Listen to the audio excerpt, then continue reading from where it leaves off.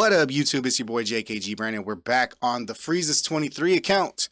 If you don't know, that's the name that I gave the account, Freezes23, because this is free-to-play account, 100% free-to-play. We're not spending a single penny in this account. This is part of the Hell Hades 2023 free-to-play challenge. Before we get into anything else, though, I'm just going to address some comments that I got. There's really one commenter. I'm not going to put them on blast. I'm not trying to do anything like that. This account is just for fun. So this account is for entertainment purposes only. I have way too much going on outside of Raid Shadow Legends to even think about caring about being hyper efficient on an account. So if I see, something going on, 10x, 2x, whatever, if I have a couple shards, I might go ahead and pull them. So I'm not worried about making those decisions based on trying to be the most efficient player I can be, because there's plenty of people out there that are making, series like that. This is just literally for me to have fun. I'm doing videos because I enjoy making videos on them. Do not do this if you're trying to be hyper efficient and hyper realistic with your account and be super competitive. If you're just wanting to play it casually and have fun, by all means, it's a game. Have fun, right? Like what is the problem with having fun? Like, okay, if being very hyper efficient makes you have a good time, by all means, do it. If you want to pull shards and you're a casual player and you don't care about being competitive, do what you want on your account, okay? Now, we clear? All right, so let's hop in here. I just made some room here. We have seven spaces, and I have 3, 4, 5 shards to pull. We're gonna go ahead and pull all of my shards, because it is a 10x here for Riho and Maneater on Void Shards, Duchess, Brogni, and Elva on the Ancient Shards. And we also have these really good Epic Champions, Mausoleum Mage, Sepulchre Sentinel, and even Quargon as epics to pull from Ancients and Sacreds. So we are definitely going to go ahead and pull these. I am going to prime the system. We're going to go ahead and take 1 green shard. Didn't get anybody that we wanted because, we're still in a point on this account where, even a good rare can make a difference in some places. So we're going to start with the Ancients. We'll do the Void and we'll finish up with the Sacred. So over the lips, through the gums. Look out, account. Here it comes. We'll workshop something like that, right? So unfortunately, we don't have enough to do 10 pops, so we're going to be doing these all one by one. So we have Honor Guard, decrease attack for 2 turns on the A1, stealing 2 random buffs from the target. That's actually going to be really good. Again, see, a rare champion. This is actually going to be really good for progression for me, for the challenges and stuff like that, for the magic keep. That's going to be awesome. Block buffs for 2 turns. That's really good for the magic heap as well, if we can't steal it, but if we can get through it and then we don't kill the boss, we can get that up before she puts that shield back up again. That's really nice. So let's see. Shard number 2. We are going to have a Hellborn Sprite. 1 enemy, we get a weaken off of the A1. That's pretty cool. 3 times hitter with a heal reduction on the A2. That's good. And then on the ascended skill, I'm not going to worry, but when they're ascended, I'm just going to read the ascended skill because that's what I'm going to do.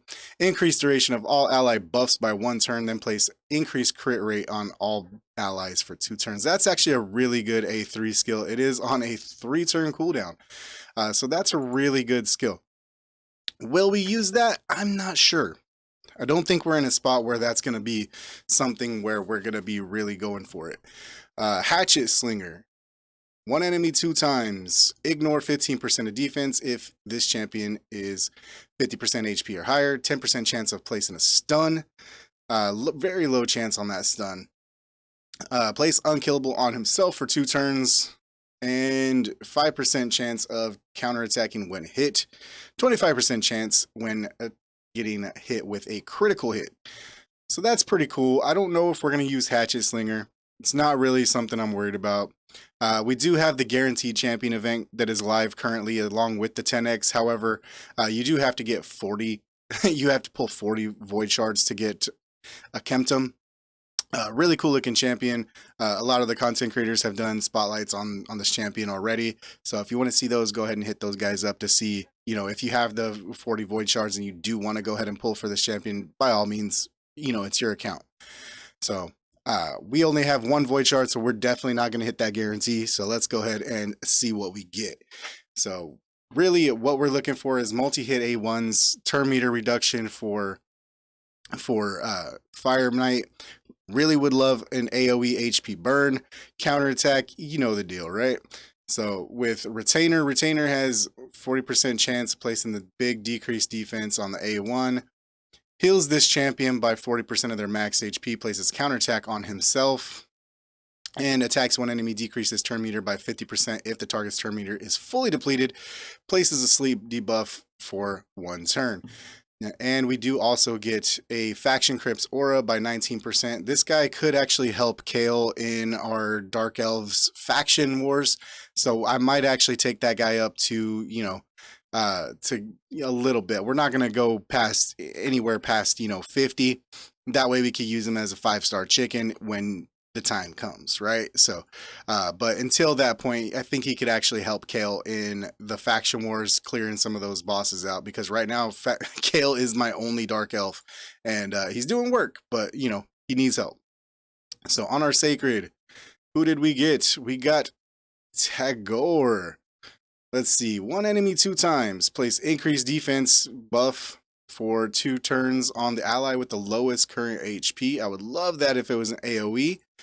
Attacks all enemies, places 30% increased speed on all allies for 2 turns, then heals all allies by 50% of this champion's max HP. I like it when they do it off their own because we can get a bigger heal that way. Revives all dead allies with 30% HP, places a shield buff on all allies for 20% of his max HP. I like that. I like that. We get a revive. That's similar to the skill from Vergamkar that we are really using. So if we can somehow pigeonhole both of them and we can alternate their shields, that could actually be really cool. Let's see, that was the A3. Then we have this one here. Aid the Feeble, looks like passive. Decreased damage received by all allies with 50% HP or less by 10%. That's a really cool passive. And then we get an HP aura, all battles 25%. I actually like that. I like that. That could actually come into play in some dungeon fights, dungeon bosses.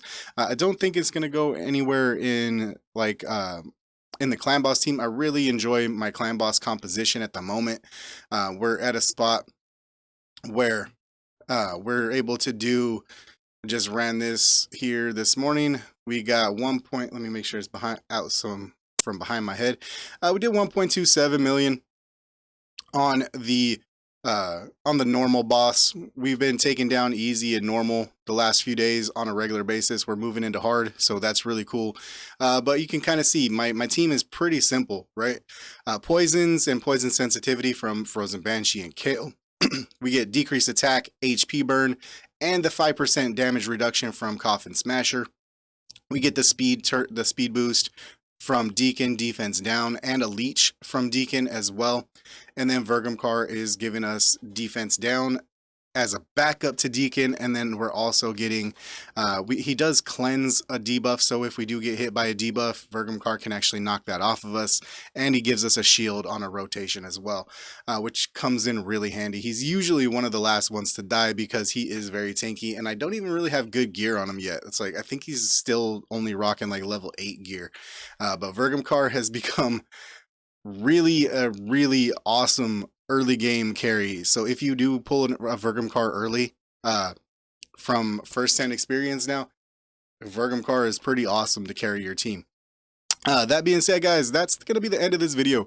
If you like what we do around here, go ahead and smash that like button, hit that subscribe button so you can not miss, you know, the videos that are coming up. And I will see you in the next one. I love you guys. Peace.